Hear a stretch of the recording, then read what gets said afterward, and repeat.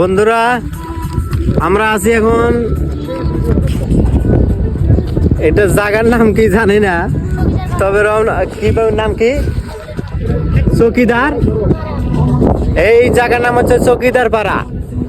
দেখেন এই যে সামনে আছে, এদিকে আছে আপনার সমুদ্র সৈকত, বড় বড় ঢেউ, এদিকে আছে পাহাড়, এই যে এদিকে অনেক বড় পাহাড়,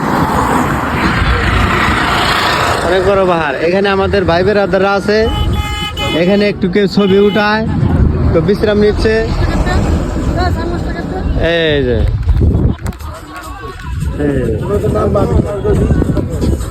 জায়গার নাম হচ্ছে চৌকিদার পাহাড়। এই সেই অস্থির ভিউ।